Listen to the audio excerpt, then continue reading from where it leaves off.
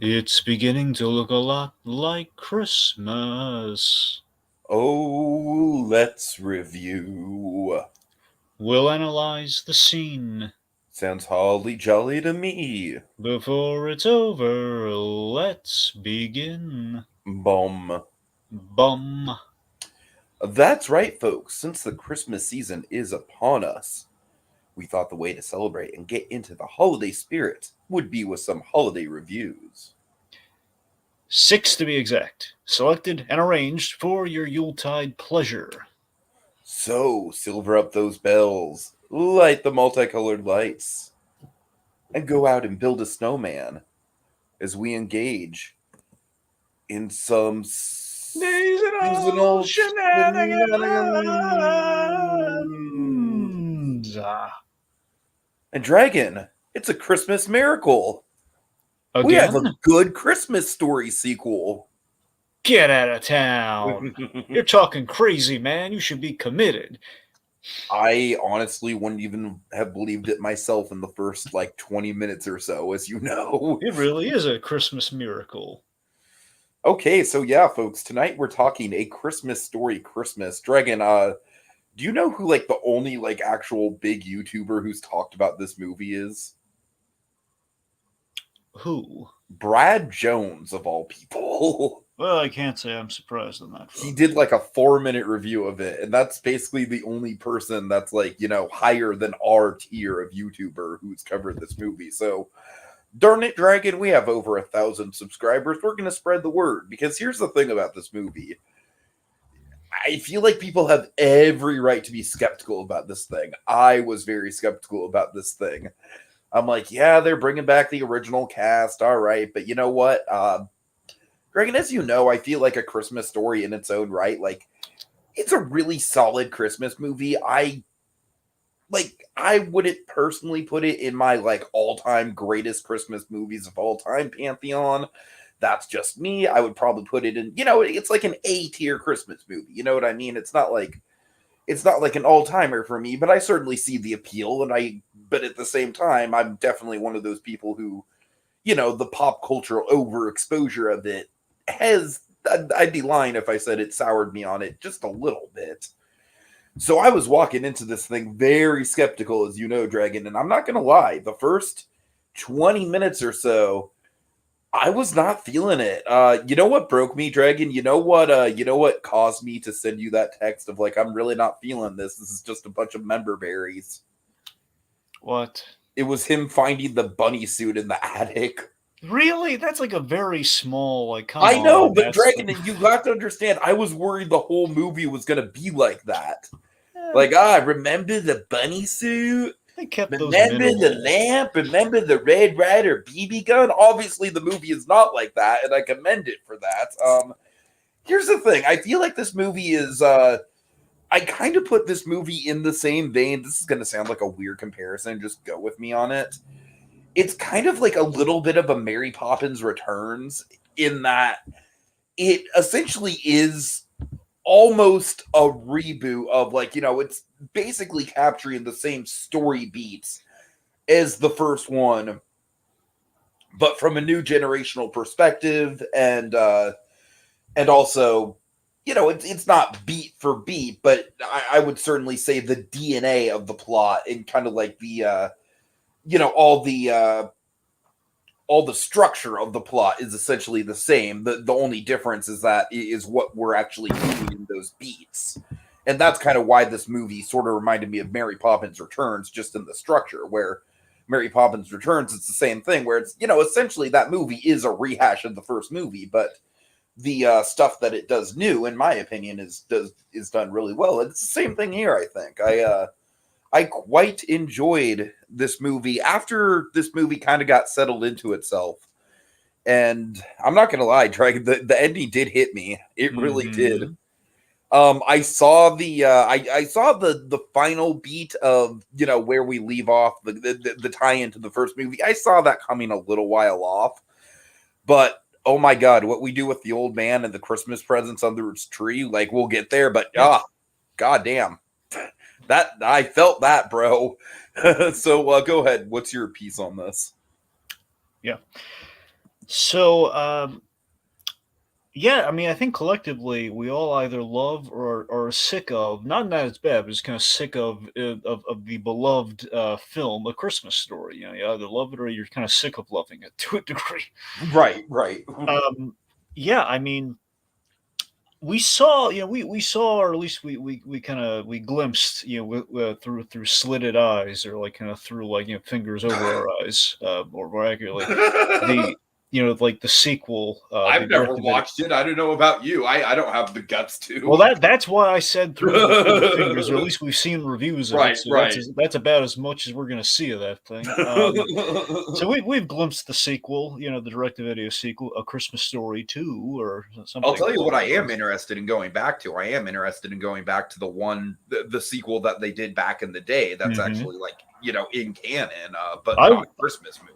Yeah, I would recommend that one. I like that one. Yeah, I'm interested in seeing it. So Anyway, so we've seen a sequel, attempt like a direct kind of cash grabby sequel. And again, I've also seen the one that Tiki's referring to right now with It Runs in the Family. So again, I've seen the uh-huh. sequel. We've seen attempts at a sequel or attempts at revisiting the well on this. When they announced this, I remember I showed you. Remember this? I showed you the trailer for this thing. I was not like, to me, I was very whatever about the original cast coming back, because I'm like, if they don't have anything to do, then we'll see. And I got to tell you, the way that we use the original cast is one of the big selling points of the movie. I think that, like, everyone kind of down the line, it's a perfect sort of, like, me, Dragon. I love a good flash forward, and this kind of hits all the right notes for me.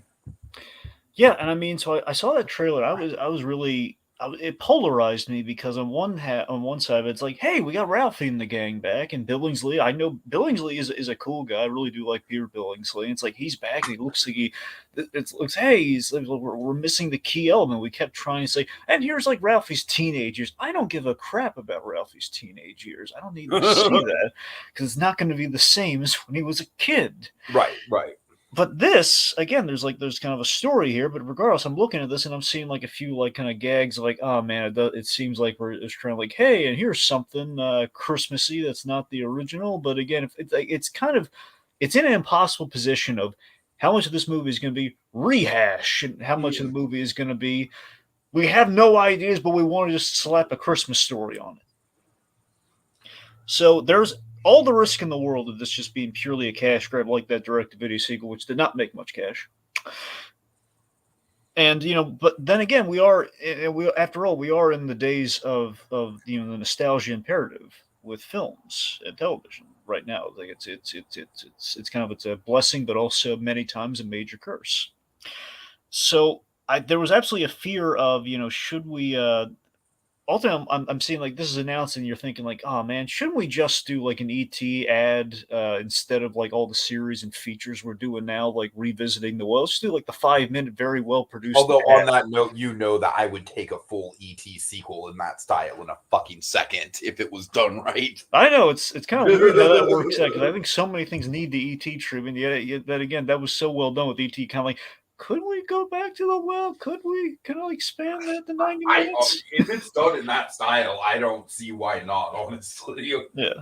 So the movie itself, though, the reason we're talking about this, folks, is we were set to talk about something else, and it kind of flip flopped. Let's say the thing we were set to talk about, it was a dumpster fire. This, on the other hand, I was surprised by how much I liked this thing. did Truly, I you was. even get to Bernard showing up in that? Tiki, why do we have to talk about sad things right now? Is it like is the Bernard stuff even worth it? Tiki, it's like the only scene worth watching in the whole It's thing. a scene. It's a No, single no, scene. I didn't know. It's not a scene, but I'm saying he has like the introduction is the good part, and then it's like all the hope in the world, and like finally something good, Oh my god. Bernard, and then it's like, and the plot comes back, like no, bring him back. All right, so yeah, we're not going to be talking about shitty Tim Allen Well, series right now. don't come on, don't throw his name on top of that. Just No, I think his name might. come on, that's a little mean.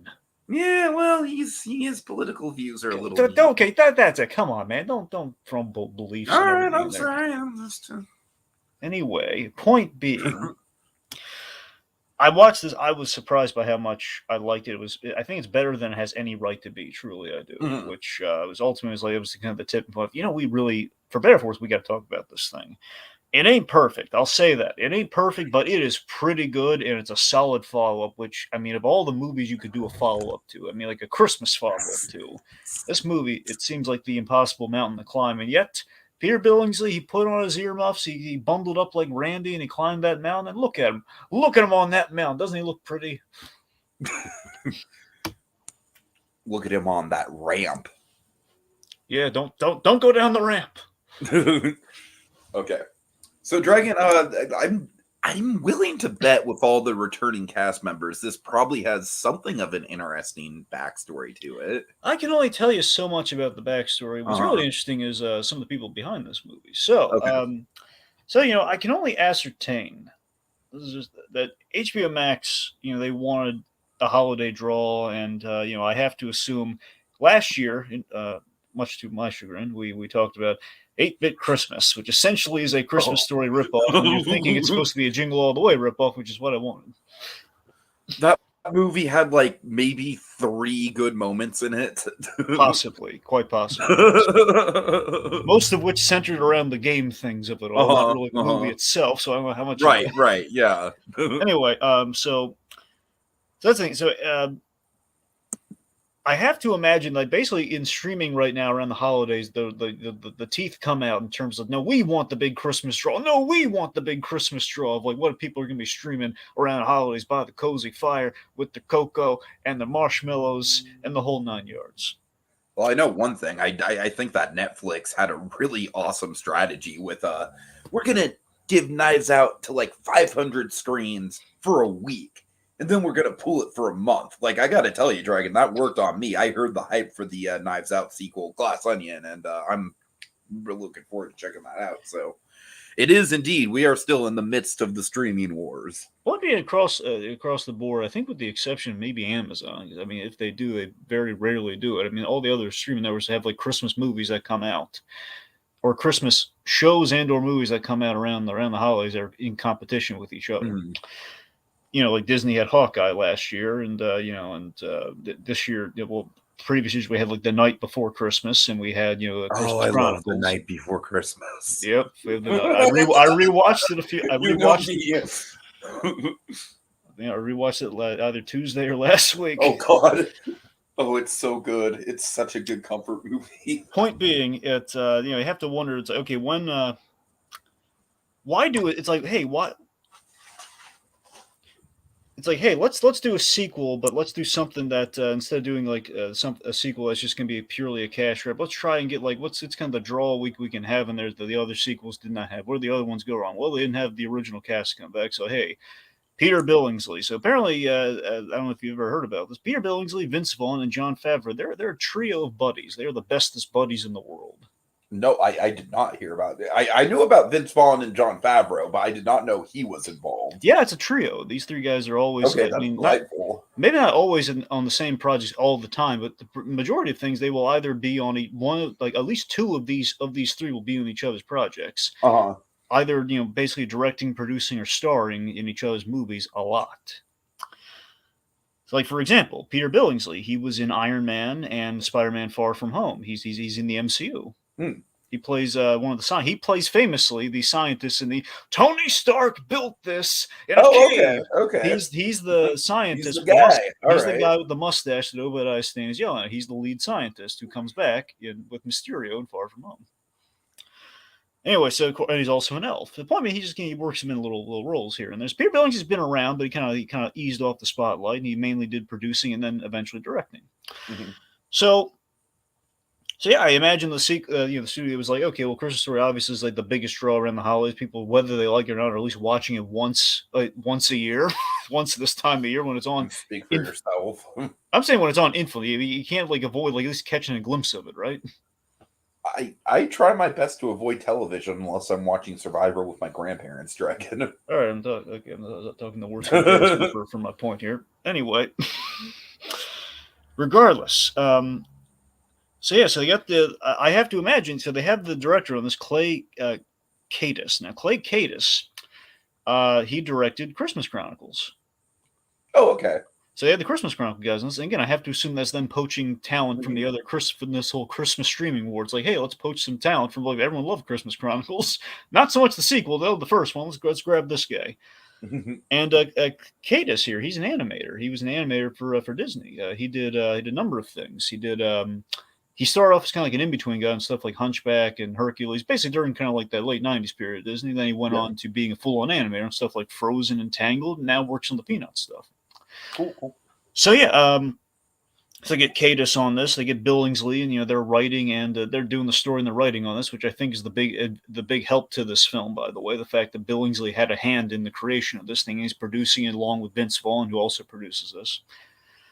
And yeah, so the original Christmas Story house, I believe the interior as well, at the very least the exterior, the actual house that they shot a Christmas Story in is still standing and essentially is kind of a makeshift museum of sorts. I don't know who owns the house or if they fully turn into a museum, but it is like an attraction that all the Christmas Story actors have frequented now and again. It's like a little kind of landmark in Indiana. Let's see, so as I mentioned earlier, there have been many adaptations of Gene Shepard's work. Even to my shock, I completely forgot about this. I did not know that before Christmas Story there were 2 other films adapting Gene Shepard stories. Mm-hmm. So yeah, technically this is like there's like a whole Gene Shepard universe adapting his stories, and this is like the 8th in that series. And as I mentioned, like it runs in the family, which had the same director from the original Christmas Story, and then we have like the crappy Christmas Story 2 direct-to-video cash-in. And now we're getting this. Don't forget the live stage musical, which is fucking terrible. Yeah, that's not good. So somehow I've heard that might even be worse than the sequel. Somehow. I don't know about that. I don't think anyone's expecting much from the stage musical, but I don't even think I think it was literally just one of those NBC live things that they did. I don't even think I don't know. I could be wrong. I don't even think it was a full blown like stage production. That I didn't bother putting it. I mean, I ordinarily would applaud this in not being a musical and being a play, but it just feels like of all the things, like really that's of all the ones you're going to be ambitious. Well, I mean, Netflix has the Matilda musical going on, and I'm still not even sure if that's like a movie or if it's like a filmed version of the musical or what. But we'll see. Anyways, okay. So I'm sorry, one last thing. Go ahead. Go ahead. So everyone came back but one actor. So everyone came back except Melinda Dillon, who, of course, from Close Encounters, and she was the mom from A Christmas Story. Miss Parker. Mary Steve version was the mom from the other one. Well, yes, I've seen that movie. Yes. I almost wish they would have brought her back. I mean, it's 10. Remember, you know who played the father in that movie, don't you? No, I don't. Charles Grodin. Oh, and he's great. I need to check that out. That's what I'm saying to you. It's a good. Yeah, I need to put that on my catch-up list. It's basically a Christmas Story in the summer. It's good.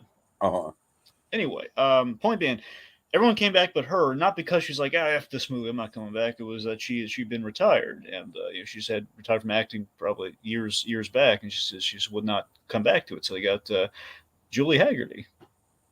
There you go. Okay, so yeah, let's break this down. So do you agree with me that, like, I don't necessarily think the first 20 minutes is bad or anything, but I do think it is a little bit front-loaded on member berries.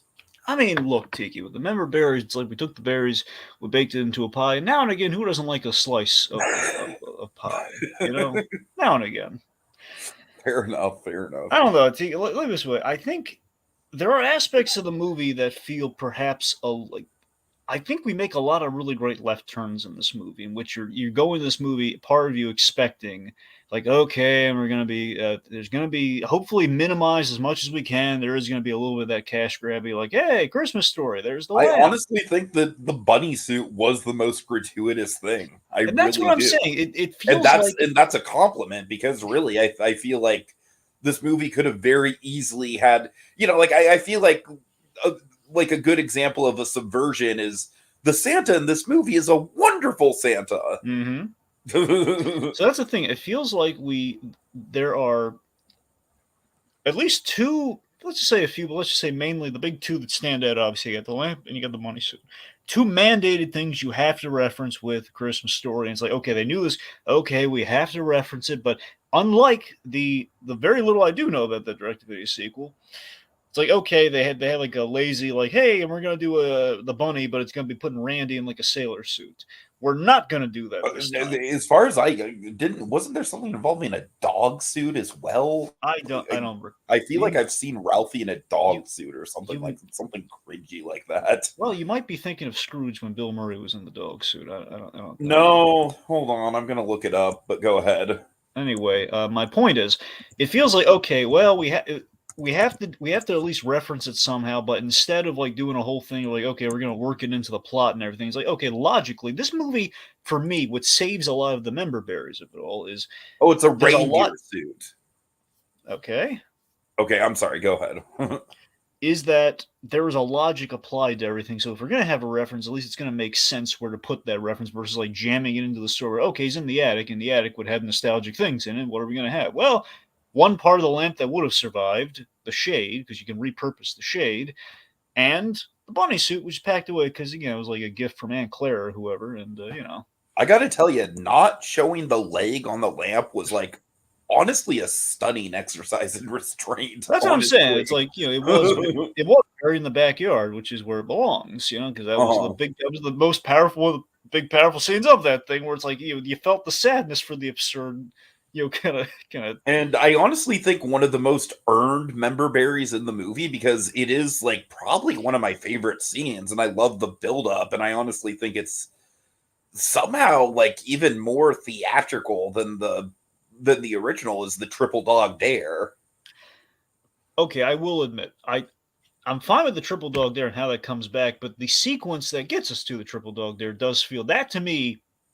Again, this is what I mean when the movie's not perfect, where I feel the ramp itself is a sequence that is I love engineered. the ramp. I love the set piece of the ramp. I will agree that what gets us to Yeah, that set piece is a little contrived. I'll give you it's not that. so much that there is a ramp, Tiki, but to me, it's twofold. The ramp feels engineered to try and like, okay, we got to have something akin to the flagpole, but what saves it to a degree is like, okay, one, it's kind of a fun thing where Indiana would have had like like tests, like military installation testing stuff like this. A ramp could have been left there, but more so the fact that, okay, it's payback for the Mhm, flagpole. So it's the mhm. fact that it's payback is good. What hurts it for me, well, what kind of doesn't hurt it for me, I should say, is that he doesn't get hurt after it. That's what kind of bugs me about it. It's like there's no way that guy's walking that off.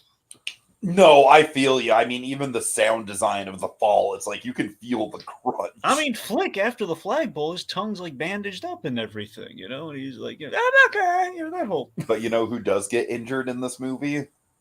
everyone but Ralphie. Literally all of Ralphie's family. Okay, well, I loved the double gag of like, oh my god, I I killed killed Julie. Julie. Oh god, I killed Mark. That was honestly probably the biggest laugh in the movie, the second one for Yeah. me. So I mean, overall, it feels like, I don't know. The member berries do feel, for the majority of it, it feels like engineered into things naturally, into a point where, I mean, the worst thing I can say in terms of like our coining stuff from the original is I like the fantasy component because that's always been there, but I do feel the last one we did was a bridge too far. That one was like, okay, it doesn't hurt that we know he's going to be okay. It's telegraphed he's probably going to be fine in this situation, and we went really for the fences with like, okay, we're taking like a weekend arrest to being like the end of the world. It's a little much. Right, right, Like, right. I'll take the flashbacks, are like, the fantasies are one thing, but that's the one fantasy where it feels like, yeah, we maybe pushed a little bit too far. I actually really did like the snowball fight fantasy. Yeah, because again, the western was always like a fun part of the Right, original. It's right, like, hey, we, exactly, we found a exactly. It way to was a kind good of, kind of callback to the Red Rider of it all. yeah. Which again, that's the most impressive thing about this movie. Think about it. They literally do not echo the Yeah, utter the word Red Rider BB gun once like in we the don't movie, as we far don't as I have know. this. No, Is that's that correct? as far as I'm aware, T. We do not say Red Rider at all in this movie. Which that honestly, like, yeah, props. I don't know. I will give this movie credit. There are some low hanging member berries that the movie does pluck, but it restrains itself in a That lot of other And areas. that's what I find impressive about it, Tiki's. I'm going to this movie expecting, okay, and there's going to be a lot of references, and I'm probably going to have to defend what I'm talking about. But I that's like, really thought, like, I really thought the the bunny suit was going to be the start of like, okay, and here we go, just wall to wall member berries the whole But rest of again, the movie. they curbed it, which was a smart move. So our settings. I want let's talk about the setting up front, which kind of bleeds into a lot of what we're talking about here. I had a sigh of relief with the setting of this thing. Where okay, logically we're in the 70s instead of being in the 40s, which again is kind of like I know even with the crappy directed video that was like set in the 50s because he's like a teenager, be like 10 years later. So okay, either way, it's like we're in the 70s, but more importantly, we've shifted the perspective, it's not just him being like a form of adolescence again. It's like, okay, he's, it's a son becomes the father story, which is a really good idea. It's the perspective of growth of like, it's a kid dealing with the perils of Christmas, where the kid dealing with, oh, I'm a father now at Christmas, and I have the biggest shoes in the world to fill. I actually really, really liked the stakes and the Mm-hmm. setup of the old man dies around Christmas, and we cannot have that memory associated with Christmas. I will say Like this, that though. was some really good stakes for me personally. The stakes are great, and I love that idea. I will say this, though. I feel in the writing, when we keep bringing that up, it's a little clunky. No, you know what? I will. Yeah, I like the idea. It's is good great, stakes, though. but The stakes are great. Yeah. It's just the whole like Ralphie. It's like, how many times is Ma The Parker stakes are here? great, but maybe the stakes are a little too well done. At the very least, a little too repetitive in terms of the reminder of like Ma Parker. I'm just going to call her Ma Parker to reference 60s Batman. Here's for the heck of it. No, I'm kidding. But the Ralphie's mom is like, Ralphie, it's important this Christmas be great, right? It's like, okay, I get it. All right. And you know what else I kind of that this is one of the things, like, is it just me, or did the mother never really have like a big emotional moment in the movie? Because I always felt like the movie was kind of like building up to her almost like masking her pain, like, like the scene in the mall where she's getting drunk. And to me, it almost like there's never really a crescendo to that. I mean, there's obviously a happy crescendo at the end with the gifts and everything, but I don't know, that was like one of the few things in the screenplay that kind of I felt was a little bit of a loose end. Well, I mean, I would go as far as to say the payoff with her is that she kind of similarly, not to the precise degree which we do, of course, with the Christmas gift scene, but with the stuff she does, she and his wife do behind the scenes for him with the obituary and how that goes over, and like submitting that and all the publisher stuff. Like that kind of feels akin to what Ralphie's old man did for him, where remember he listened and he did something really nice for him behind the scenes. Because the coolest thing about Christmas Story is that the one person who came through for him was the one person he did not go to for help. So similarly to that, that's kind of her payoff. I think what you're looking for, Tika, that I got was the scene where she's, I got to do these things on my own when the fuse went out, which obviously that's a good beat, yeah. But it wasn't like a super, like, I was expecting something pretty heavy hitting. And maybe that was just me like setting my expectations of like an emotional arc too high for a movie that's literally called A Christmas Story. Yeah, Christmas. I think it was just. I think it was just. Tika, I hear that. I think it was just right what they did, because I didn't sense a big build-up. I sensed she was kind of in the background and she was the stakes, and that's about it. And then of course we had kind of a natural payoff. I guess maybe I was misreading the scene of her getting drunk, because I really thought I read it as comedic. I didn't really see it as No, I read it as comedic, but I also read it of an underline of like masking her pain. But I guess. Again, I'm looking too deeply into a movie that's literally called A Christmas Story. Christmas. Yeah, we should probably mention that too. The title is not great. It's not great at all. It's a terrible title, and it honestly does nothing for people's expectations. And it doesn't help. Again, obviously, it seems like they would have loved to have called this Christmas Story 2, but because of that direct-to-video sequel, there's no way on earth they could have done. What about just another Christmas Story? Now, that would have been the smart move, too. Yeah. It literally took me 2 seconds of looking at this logo to come up with that. I don't know what to tell you.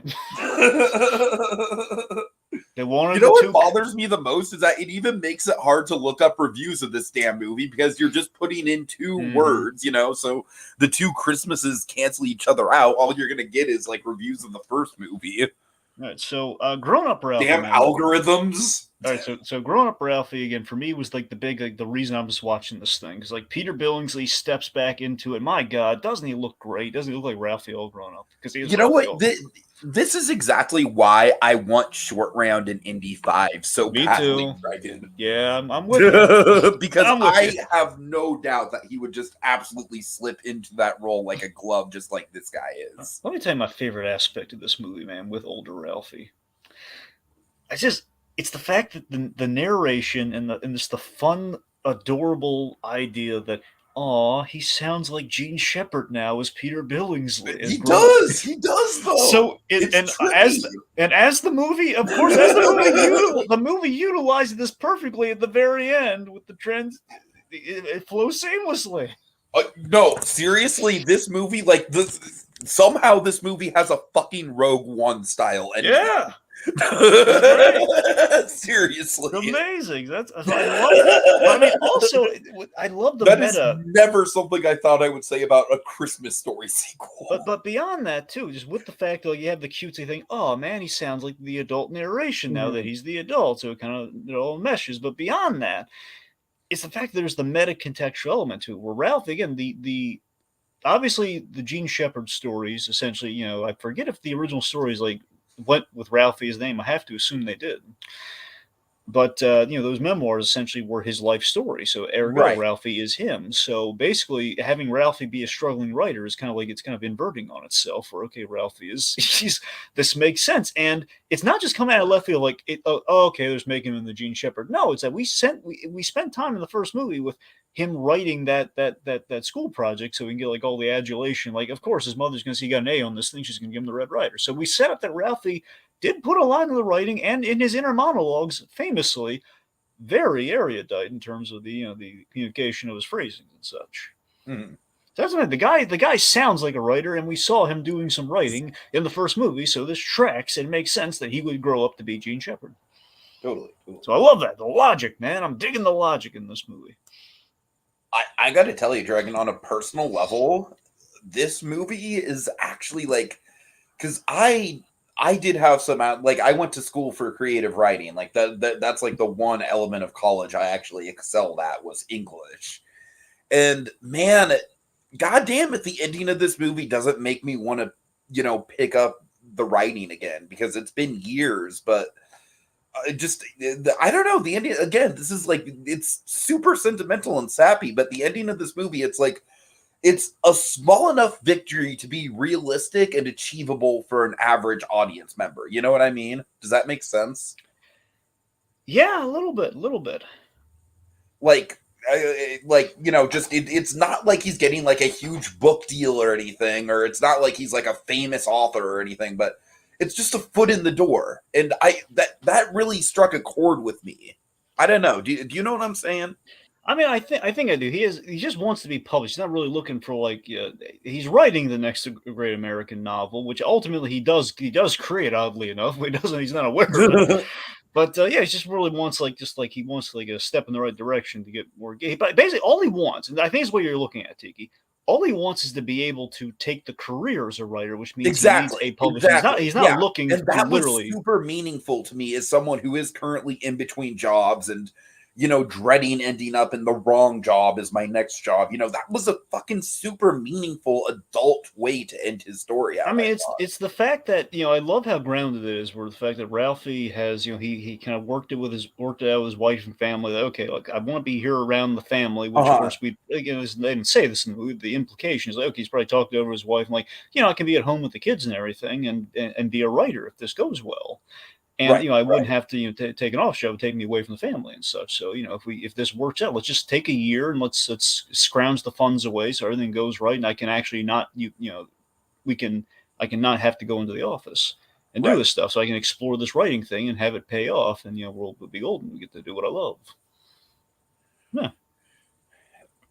So yeah, it was. I don't know. I thought that was just very gratifying. The fact that it wasn't like an instant. Like we know it's going to lead to him being super successful, but we don't really. It's.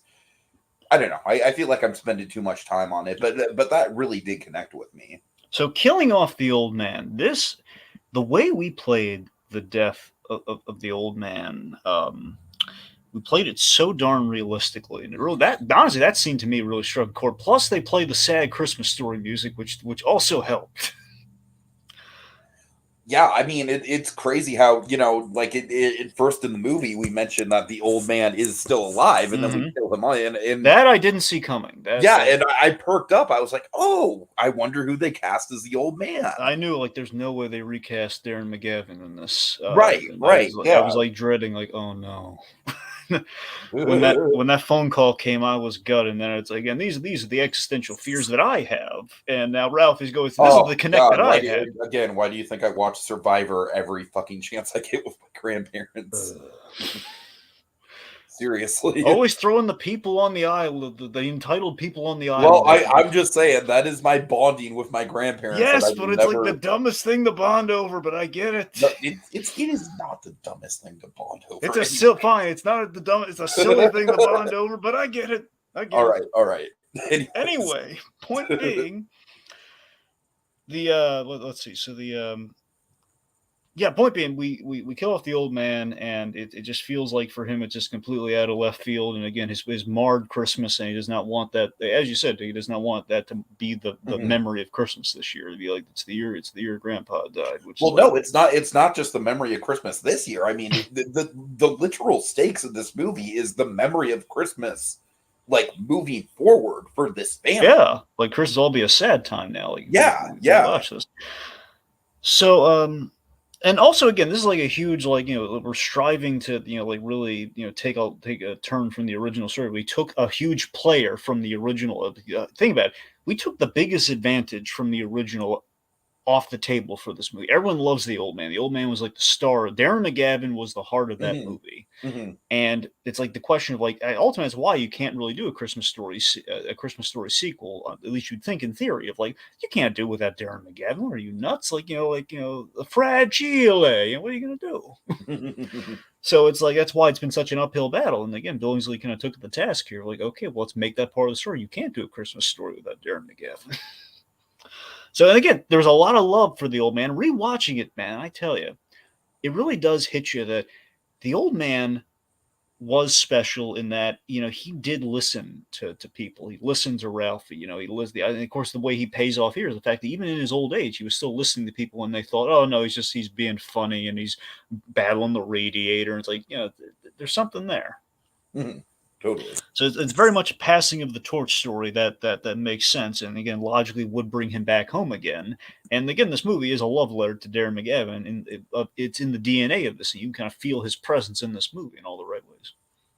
Yeah, I kind of get the sense that this movie was probably like made not necessarily as a response to his death, but maybe he died years ago. That's the thing. Yeah, right. But I'm saying as a way to like honor him. It very much feels like a memorial piece. Because that was the thing. They always recasted him in all those sequels, and always just felt like something off about that. No, for sure. Yeah. As much as I love Charles Grodin, kids. I'm saying of all the recastings, that was the one. Like, okay, well, at least it's Charles Grodin, but still,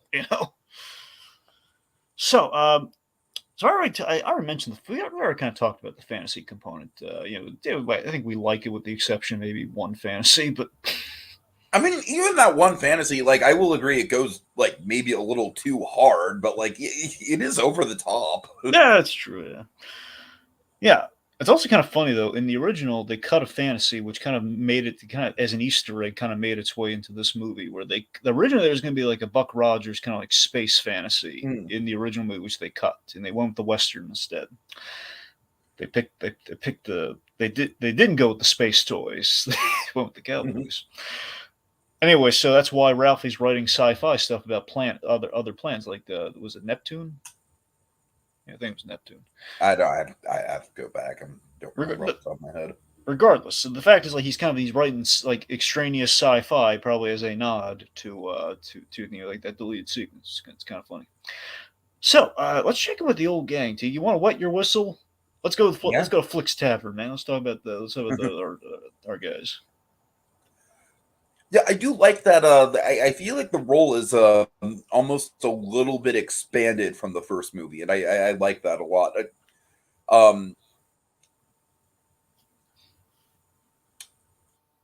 I don't know. I think I said pretty much all I wanted to say with the the triple dog dare kind of like Right. sums up their arc pretty well, I think. Yeah, and again, I think the Slit of Doom is. I think again, I think it's a little much. It's, I mean, compared to the flagpole, it's inferior. But then again, you just they're not going back to the well. Like they were doing it again with the flagpole. Like, hey, I'll clear your tab I if you lick appreciate the this. upping of the scale. I don't know. I appreciated it. And that's the thing too. At the very least, it is imposing. But I don't like the belch joke, and I don't like the fact that he's okay and he stunk up the play. Come on, it's like that's No, that was bad. That was bad. I just like the setup. like, not only it's one thing for him not to be injured. That's your joke. That's your payoff. But again, that's what I'm talking about. Again, there's some flaws, but nothing that's compromising the goal here, kids. Yeah. Yeah. Okay. Let's see. So, but also, I love the fact that Flick owns a tavern. The idea that his father owned the bar, like the local bar, and he kind of inherited it. So again, it's kind of paralleling Ralphie's story a little bit. And Schwartz is like the troublemaker. I wish he should have cursed more, though. I got to admit. Well, it's a family movie, Well, that's the thing, though. In A Christmas Story, though, he had a foul mouth. That was for a kid. So I'm Yeah, not but saying the PG-13 and PG, like the ratings have changed nowadays. Yeah. Well, I'm not saying you should be dropping F bombs. I don't know. I know. Anyway. Okay, so oh yeah, as you mentioned earlier, we injure the family like crazy in this movie. The funniest thing about Julie's injury though is that in a sense, Ralphie yet again shot someone's eye out. Yup. With a snowball this time, and the kid's okay, Literally. thank goodness. But you know what? I actually appreciate that they don't really draw attention to that. Yeah. I like that it's there, but they're not picking the fruit. The fruit's there. Mhm. As you Right, said, right. it's dangling. It's right there. It's like it's kind of begging to be picked, but you don't need to. You can just watch it. So let me tell you about something I'm iffy on. So Okay. Randy. Ooh, yeah, I'm a bit mixed on that too. Let me tell you why and see if maybe you agree with me or not. Okay, so I love Ralph guilt tripping Randy over the phone, like making up the fact that mom's sick and grieving over like like in shambles, grieving over the old man. And I love the gag where he's like waving at her, like, "Hey," it's hysterical. But I think it's a really random and weird pull that no, he's actually really successful, and for some reason he's in India just so he can have an India joke. It seems like. Oh yeah, for sure, for sure. Like, I don't necessarily mind the idea of him being like the randomly successful one in the family because I feel like a lot of times there will be that one person in the family that just kind of like breaks out. But yeah, the Indiana thing definitely forced, definitely weird. I also feel like I don't know the brotherly bond. Like I feel like it was maybe the second most important dynamic in the movie outside of Ralphie and the old man. Daddy's gonna kill Ralphie. Yeah, and the fact that like the fact that he's just reduced to essentially a punchline. I don't know. I'll tell you why I think they did that.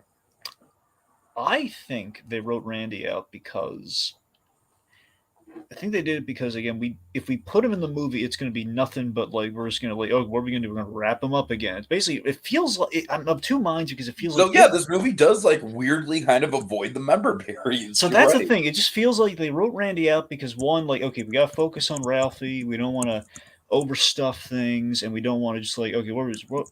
If you look at Randy, is not a super developed character. It feels like they kind of realize that, like, what are we really going to say about Randy? He's going to eat a lot. He's going to be a fat guy because he did the whole piggy thing. Like, what are we going to say about him? Right.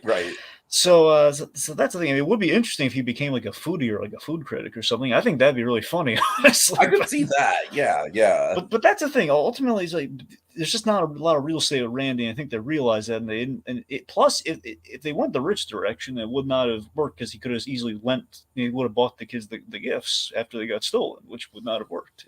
So it feels like they. I think sure. I feel that. I feel that. Yeah. It just feels like there wasn't room for Randy, but the lip service that we gave for why he was out of the story felt. I wish we had like a different reason for why he. I wish we showed him actually struggling. I wish we went the Muppet Family Christmas. If he was actually struggling to get to the airport. Yeah, like Miss Piggy in the Muppet Family Christmas. She's trying to get to the cabin, and it's like, well, she's actually, like, if we did that at least, like the Flintstones, everyone does that. At least that's a Christmas trope we've all seen. Right. Yeah. Anyway, but again, Ralphie guilt tripping and doing that laugh to camera is perfect. So there's a lot of good in that scene too. So All right, you know what else is perfect? what's her? Farkas. Well, you don't want to talk about Higby's first? I mean, we can, I mean, but whatever like, you want to do. Like, what do you want to talk about first? let's talk Farkas because we're on. Like, I think Farkas is a good transition. Like, Yeah, you know, the brother is kind of Randy's kind of like an iffy character, but I love what they did with Farkas. yeah. Scott Farkus was so Zach. Like I said, Zach Ward returned, and this guy, you've seen Zach Ward in other things, right? He's in a lot of horror stuff. Oh, let me see. I'll look him up. Hold on. Because the main horror thing I know him from is he was in Freddy versus Jason. He played Uh, the kid.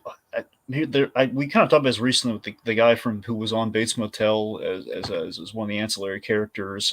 His yeah, I'm brother who looking up committed. his wiki, and these are not really my type of horror movies. These are more the bargain bin horror movies, like the Resident Evils of the world. But Okay, well, still, long story pretty short, cool. Zach Ward, from what I understand, is a really cool guy. He's had to live down the reputation of being like the bully at Christmas.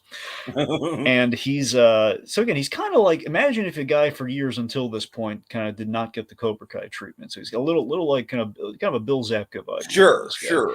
And like the other thing, I think most other notable thing, he was like a Freddy Krueger nightmare hallucination from Freddy versus Jason. He's like the one Mhm. Freddy kill. He's part of that scene. So point being, that was like the only other thing, notable thing I think he's really done. Point, this guy came back. He's always been a good sport about it, and not only did he come back, we had something to say about Scott Farkus and kind of a perspective on that character. And aside from sort of gag about, oh, yeah, Ralph beat the crap out of some guy. I love how that scene like builds up, and the whole like Ralphie just thinks like the dread in the inner monologue. Yeah, yeah. So, but that's great. Which, of course, we saw how terrible Scott Farkus was in the original. So there was fear to be had, especially now if he has a gun and a badge. Yeah, right, right. And I don't know, man. Just there's something about just like again, it's an easy get, you know, to have like just like all right, you know what, I'm gonna drop you off at your house. But just the way they built it up, and then the reveal was just really He really is very nice. intimidating in that whole scene, though. 33 He years, is, yeah, yeah. I love the shades of Cobra Kai with like the growth and development of our ex bully character. I know I love that he's like, I'm a good guy now. See, I love that's really nice that Scott Farkus that Ralph literally knocked sense into this kid and he turned his life around. Like that's great. I do, and the only thing that deflates this whole sequence for me is that at a certain point, yes, he's not good, like to coin the original. He's not gonna kill Ralphie. Well, Which, yeah, yeah, sure. I mean, wouldn't it be crazy if he did? That's a twist. no, that's the A24 version of this film, Right, Tiki. totally. No, no, but seriously though, wouldn't The that movie then flash forwards 20 years to it's revealed that the narration is actually Ralphie's son and he's yeah. getting revenge. God. Yeah, but seriously, That would be an A24 movie. again, I'm not saying it's like it's not bad. It kind of can sense where it's going, but I don't know. It feels it one being it's like it's still a fun ride getting there. Of just like, okay, Ralph is just doing the thing where like all of us do. We're going to be thinking a mile a minute, not looking at the logic of the situation. Where it's like, okay, logic, he should have figured it's going to be fine, especially when they drove past the police station. He's not going to kill you. Come on. But yeah, it's really nice, and I just love the fact our actors return. Also, very briefly, he's wearing the outfit and everything, and then you even have Grover Dale, like the little toady sidekick, and he's like Right, doing right, right. they do the punch and everything. That's what I'm saying. If we're doing fan service and we're doing like the member berries, at the very least, it was like worked into it very briefly in an over the top way into a hallucinatory scene. Like that's pretty fun. If you're gonna do that, it feels natural as a way to do that.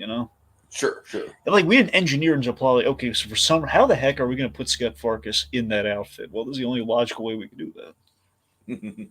Also, how sweet is it at the end there? I mean, the way Zach Ward delivered, I think he was seriously. I've only given major props to the way he performed this scene was really nice, and the whole like, it's funny. If anyone else had arrested you, you would have been in jail for the weekend. Yeah, no, it's great. It's almost kind of like this movie's. It's like one of the closest things this movie has to like a Christmas miracle, if you will. I mean, honestly, Tiki, I think it does epitomize one of the great things about this movie that it doesn't feel like a needless cash grab. It feels like we're closing the chapter on the book, like we're Totally, closing the other totally. side of the book, and he should be there if we're doing that. Oh, All right, so let's talk Higbees, man. And Higbees. Higbees. Oh my god. See, Higbees just feels like a combination of two things that we really like. It feels like a combination of Hugbees from Freakazoid and Rigbees from Keen and Kel.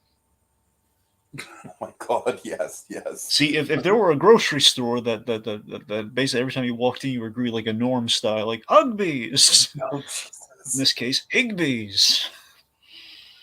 Yeah, What? so I don't have a ton to say about this scene. I just think it's a really nice, like, seriously, that Santa is like just freaking that is like the mall Santa that every mall Santa should aspire to. I just love that in 20 years we've gotten a nicer Santa than the management thinks I'm going to stick around. They can kiss my foot and then like tapping Ralphie on the head with the foot. Like, don't let him kick you in the face.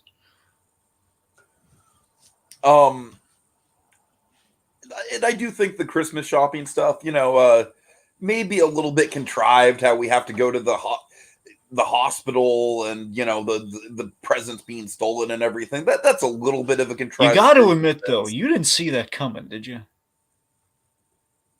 Wait, Well, I did mean, you? obviously, I saw the presents getting stolen coming once the trunk Well, popped. that's what I mean. Before that point, you were thinking like, is it going to be a thing where Ralph's not going to be able to get the stuff when he's been given the shopping list and he's doing the thing, and it's like Oh yeah, no, right. That was kind of a nice, like, Ralphie just kind of being the hero I got to be for honest. all the wine moms. This is going to sound really dumb, but I get a lot of personal fulfillment just seeing Ralphie do his shopping and being successful at it. Oh, I feel it. I feel it. I was like it's one of my favorite parts. I gotta be honest, it's one of my favorite parts of the movie. Just seeing him like do that shopping like a champ and like getting the applause at the end. Like, man, that's nice.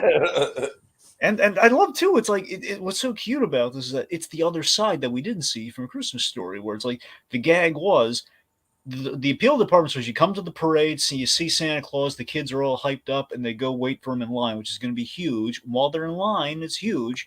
The parents are going to do the shopping at the department store, while the Right, kids right. are none the wiser. So we see the other side of that here. Yeah, yeah, where like Ralph is actively checking in with the kids. See, okay, they're about halfway in line. Okay, so there's a ticking clock at play here. We never saw the old man go through this. This is wonderful. What's not wonderful? I did not need the gross out gag with the kid with the lollipop. Oh man, yeah. I mean, at the very least, I felt like that was in spirit with the original. Like it feels like something a kid from the '70s would do, if that makes sense. I mean, maybe, but you know what? Though it does feel like yeah, remember lightning in a bottle hit with that Okay, you know what? previous. I'll give it. I'll meet you in the middle here. All right. I think the barf was too much. Yeah. I think the constant offering, like, No, that's fine. I that like was that. funny. Yeah. I thought that Yeah, was funny. I do agree that the barf was too yeah. much. I don't mind the lollipop offering. It's just the whole No, like I thought I thought that running gag was rather because I enjoyable. like the Because passage of generally time speaking, thing. I like how weird all the little kids in this movie are. I gotta tell you though, it just feels like the lollipop thing for like passage of time and everything's like funny. Just like the kids reacting to it very naturally. Like, nah, no thanks. Just being polite about it. Like, no, thanks, but no, we don't want that ickiness. No. I But it's just the fact had of a like guy legitimately off fucking try and sell me a gold chain off the bus yesterday. And I was like, what the fuck? Am I in an episode of Hey Arnold or what? did you I, say I just yes? looked I looked at him like, fucking no? Wouldn't you be like kind of intrigued? Like, would you at least say No, no? I was not intrigued. Dragon, the dude literally just stepped off the bus, fucking whips out this gold chain, like, hey, you want to buy this? I'm like, no, get the fuck out of here. What is this, like fucking 1994? So you should have totally said all of that to him. At the very least, like, what is this? The '90s? Get out of here. Right. Anyways. Unless you're selling me like a tiny little blue hat, I don't want any. Get out. No. It Reality though. totally caught me off guard. I was like, what do you want me to say, bro? No, seriously. It just feels like they captured lightning ball because remember that kid in the aviator hat who loved the Wizard of Oz. That kid wasn't. He was just an extra who improvised. Like he was like a kid who was just there. They had no idea that all that kid's like whole run was improvised. That's like lightning in a bottle. So I guess engine. It feels like kind of like a member berry that's spoiled, if you will. It feels like it's Yeah. I don't know. Again, I think the only thing that they fucked up on was the vomit. I No, I actually agree think the with you. conceit of the lollipop itself was funny. I'm just saying with what we have with the payoff, it feels Uh-huh. like kind of like a half. We went halfway with it ultimately. Like okay, it seems like we're building to something, and then that's your build up. You're just gonna throw up the lollipop. I thought we were gonna build to like the lollipop getting stuck in Santa's beard Yeah, or something. right. And we didn't Yeah, do that. yeah. Well, then again, if we did that, we would have probably gone horrifically for the next kids. But yeah. All right. Okay. Anyway, but yes, of course, Santa Claus being awesome, and I love that we dusted off pretty much the old costumes, like the stupid, like the elf costumes that look really uncomfortable, like the bell, like right in the middle of the face. Uh-huh. Okay, so of course we we paid off like the trunk and stuff. I love the car and the radiator thing. By the way, I love the fact that the daughter Julie. I love that she blackmailed the Bumpus kid. Here's the thing. I'm not necessarily personally, and this is not the critique against the movie per se, like a fair critique. I personally have a disdain for hillbillies. So based on that, it's like I don't approve of this child. The one thing I appreciate about him, I could tell that he was going to be a problem for you. Yeah. The one thing I appreciate about him is that I have heard enough stories of my father's youth, and my father grew up in the 70s. This is totally the type of kid who would be around back then. No, it's accurate. I have no compunction. Yeah. That's it is thing. accurate, and I think it's cute that we're seeing like, okay, well, the Bumpuses were around. This probably would be if we're going to see a Bumpus. I like that. It's kind of a here's the thing. It runs in the family, shows you the whole Bumpus clan. Where you have the Bumpus child here, so it's kind of a meeting in the middle there. But it's like, do we have to give him like an oversized comic block of cheese? No, you know. That straight up felt like it was out of a fucking Nickelodeon movie. Yeah, I do love I love her blackmailing him with like the little puppy. I thought that was like, hey, trade off your stupid dogs keep wandering on everywhere. I was like, hey, I'll give you your puppy for a reward. And that reward, of course, is a radiator, which she asked Santa for. It says, you're on your own, kid. I'm very respectfully said, well, I can do the cat, but I can't do that. You know what's funny about that? I feel like that scene also slightly subverted my expectations ever so slightly. Yeah. Because when she first picked up the puppy, at first I thought they were going to pull like a Simpsons thing where it's like, oh, we're Santa's broke, we don't have presents, but hey, look, a puppy, you know? Mm-hmm. But no, it's just good old-fashioned extortion. Yep. The real holiday magic. Yeah. Forget Black Christmas. It's a blackmail Christmas after all. All right. Okay, so speaking of the kids on the Bumpuses and stuff, the bullies. So they're no Scott Farkus, of course, but it's very odd that they are descendants of Scott Farkus. I honestly thought that was a little bit too convenient. Yeah, yeah, it is. It was kind of like a Star Wars, like everyone has to be related to each other kind of thing. You know what I mean? A little bit, but they didn't dwell on, which I appreciate. It's just Scott says, my kids are worse than I am, and they have like a stupid. Basically, connects it. Okay, so the bully characters are worse. It basically saying, hey, anyone who thought they were related to Scott Farkus, hey, they were. I got to admit, the bullies were probably one of the weaker elements of the movie for me. Well, that's the thing. It just like I appreciated their comeuppance I appreciated their comeuppance, except for the thing that I think you and I agree on, that the whole like, oh, he peed his pants was a little too much. I can't tell you, accurate or no. I hate the hillbilly dance like that kid's doing. Like yeah, totally. Like I thought the thing with the snowman and the log stump, like I thought that was a good enough comeuppance. It was wonderful. You didn't need the bathroom humor. No, we didn't need that. No. Because we didn't have that in the Christmas Story. I mean, the closest thing to a bathroom joke that we had was literally a bathroom joke in which, Ralphie's in the bathroom with the decoder pin. Right. And he gets out, and then, like, it's more of a suggestion of bathroom humor. Randy goes in there, and then we cut to the red cabbage, which looks like crap. Exactly. So that's classy bathroom humor. I can get behind that. You know, it's like, okay, we know what we're saying. Okay. Anyway, okay, so let's see. Oh, let me tell you this one I didn't like in this movie. Okay. This was a weird joke. I don't think we need it all. The casserole gag was lame. Oh, yeah, I really didn't like that. Yeah. It was weird. Yeah. I thought that really honestly, like, I thought the ending thing was so good, except for, like, why are we, yeah. All we needed of the casserole gig, the only thing that makes sense to do with this casserole thing is, okay, when they first show up, like the first day that they're there, they're eating a whole bunch of casseroles, all the Right, gross that makes sense, but 70s the fact that casserole they're stuff. still eating them and they're holding off on eating the turkey That's until they're all ridiculous to finished. me. Like that, you mean to tell me, lady, you went to the trouble of making a full turkey, and you're gonna make people eat that Yeah, no, casserole? that's absolutely ridiculous. I mean, That, it's a movie. I'll give it a holiday pass, but and I it's know they established that she doesn't like wasting food, hence all they're starving people in India, sort of thing. I get that, and in China, sort of thing. I get sure, that, sure. but that shouldn't carry over. You know what's cute though? In the fridge, when you see all the casseroles and they're all labeled, Easter eggs like Shepherd and Shields, as in the teacher from a Christmas story. That's a nice little kind of Oh, like nice, if you nice. know, because all the names are references to the Gene Shepherd stories. If you look, Uh-huh. apparently that's cute. Anyway, so let's talk about the Christmas star thing and basically the big present scene. We should talk about that, and then we'll The probably Christmas star was surprisingly effective as like a right. plot motif. Yeah. I love that Ralphie's in like the very relatable parental position of like, okay, oh god, something's off here with Christmas that I've kind of thrust the kid away from the Christmas she knows. We got a star, not an angel. How can I sell this? And he sells like the myth of the Christmas star, I which honestly thought what I like about this thing is this plot device is I really feel like it very successfully kind of honed in on what made the first movie so good, which was like, these realistic kind of experiences. Like this totally feels like just a thing that would just happen. yeah,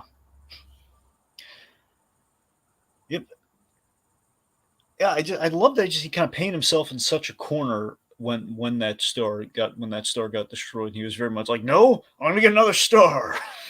Mhm. I'm gonna fix this. And he did. And again, thank you, Scott Farkas. So, again, Christmas Day was just utterly wonderful. This the solution we had there, where they kind of doing makeshift presents and stuff, and just seeing that the old man came through one last time. He listened to his grandkids, I'm sure, when they probably told him like way back when what I'm not what gonna they lie, I got a little bit misty eyed, Dragon. right. I mean, how fantastic. And I love it's like they both all got like realistically like not everything of those, but they both got the big item because that's what the old man Uh-huh, specialized in. uh-huh. He was all about the big item, like the big like I had one when I Totally, was 8 years totally. old, like the Red Rider. And again, it's not we're not the fact that we did not see that thing at all in this movie is still we already mentioned already, but it's the fact we didn't see it also is really we didn't have thing here, son. I have regifted you my Red Rider. This is even cooler than this. You Oh my kill people god, with this thing, dude! Thank God they didn't do that. right? Seriously. He just yeah. So we got the Easy Bake Oven, we got the Yankee Clipper sled, and yeah, Ralphie got a pen. Isn't that nice? I actually thought that was super charming. Yeah, I got him like he knew his son was a writer, and he was Uh-huh, encouraging. That's uh-huh. really nice. Yeah. Yeah, yeah. So all that was just utterly wonderful, and of course we have like the obituary thing, where like I believe it was the wife or the mother who submitted that, and yeah, it's just just gonna again, he became Gene Shepherd in the end. The story got published and led to more stories. Ergo, he's gonna become the author we know. How do we do this? We literalize it by making him the narrator, who was in fact Gene Shepherd. And like I said, the movie literally pulls a fucking Rogue One. Yeah, it's great. So I mean, admittedly, casserole gags aside, movie gets a whole bunch right? No, absolutely. Yeah, I think it's the end of the rainbow, pal. Yeah, for sure. I mean, Dragon, I think you pretty much sum it up that this movie is better than it has any right to be. It's not perfect, but I would give it like probably a solid 8 out of 10, which is like that's surprising. Like, I don't know, maybe a 7, maybe a 7. I don't know, because there are some plot issues with it, but still, it's a good, solid little movie. I mean, It's 7 or 8's not the best fair. Christmas movie of the year. I would say that Spirited probably is a notch above it, but Yeah, yeah, for me again, I'd agree with you. It's kind of it's in the 7-8 territory. I'd probably lean uh-huh. towards an 8, but again, seven's fair. Seven's good. It the best way I could sum it up is that this movie again is utterly the closing of the book versus like just like hey, we're needlessly prying open the story we've already told. Where it's like, hey, this is like if we were to revisit this and kind of say something about it, what would we say? And we actually had something to say, and it's kind of like a story about Ralphie growing up and kind of filling the shoes of his father. And I think excellent way to approach a story. And I'm so glad. Honestly, this movie makes me have an even greater respect for Peter Billingsley. If I'm being frank, this is like he came back with so easily this could have backfired on him and really like marred him. Like he did so much to get away from A Christmas Story, only to go Right, back to A right. Christmas Story. It's like what if it's like this thing could have been like what if Cobra Kai just failed miserably in the first season? I mean, the thing is, you remember Cobra Kai was a fucking YouTube Yeah, show. that's what I mean. Like if Cobra Kai just was a flash in the pan, or it's like what if it just didn't take at all? Yeah, And but yeah. what if it's like very? It could have been. I would have been under the radar. Like what if Cobra Kai was a network show? It's like, hey, you remember this? And it's like, oh man, remember I that could Cobra? totally see Cobra Kai being like a Sarah Connor Chronicles sort of deal Yeah, where, where it's like the fans do really like it, but it just never made a blip on the pop culture radar. sure. And in this case, it would have been more of like, hey, let's take some everyone and their mother knows, but it would have been very publicly like, hey, we've. What if it got? I know this the whole direct video thing is still a bad comparison, and the fact this is streamed. But let's just say, for argument's sake, this was released theatrically, and it's like, hey, let's publicly in a way everyone would have known, put this thing out, and would have failed miserably in a way that would have been unavoidable, given how popular this thing is around the holidays. Like, oh, you remember that other I Christmas mean, story that weirdly did? enough, Dragon, I think this movie is a little under the radar. Well, it is right now, yeah. Just because, like, I don't know, like, well, first of all, I just got I'm not a fan of the streaming service that this thing is on. I'll leave it at that. I got other issues with Warner's right now. I don't even have time for the HBO Max of it all. Yeah, Okay, I I'm mean, dealing. HBO Max literally doesn't work on my Chromebook, so I'm like, okay, you made that moral decision for me, HBO. Thanks. To be fair to you, I don't know how much of that's you versus the actual app. I don't Dragon, know. I literally screen shared my issues. Do you have an explanation? Well, I don't. I can't tell you that they seek like hit the help section. I don't know. Like I don't know what's wrong. Okay, well, regardless. Point being that. All right. Anyway, yeah. So this thing could have bombed miserably. It could have been like another Christmas Story too, and it wasn't. It was again, well, clunkily titled. It's Christmas Story Christmas, and it was pretty darn good. Yeah. So, Yeah, let's unwrap, Dragon. What's coming up next? I mean, I know we already talked about Guardians, but I hear the brief sounds of Bowie. Egad, it's Bowie and there's snow and it's like it looks like a children's book, yet it's moving. And what 3D eye chart is this? Oh my god, it's the snowman. Snowman. Snowman. Snowman. Snowman. Yeah, I'm actually kind of surprised we haven't got into this one yet. Well, it was an anniversary, so we picked it's kind of fate intervening. Indeed, indeed. So yeah, All right, look folks. forward to that. Also, we didn't get any comments, but there's been like 2 people watching live the whole time. So thank you, whoever you are, for tuning into this conversation. Appreciate it. Thank you. All right. All right, folks. Time to dash away all. But as we wave goodbye, don't you cry. We'll be back again next time. For even more seasonal shenanigans. Fa la la La la la la la la la la la la la la. la. Fragile.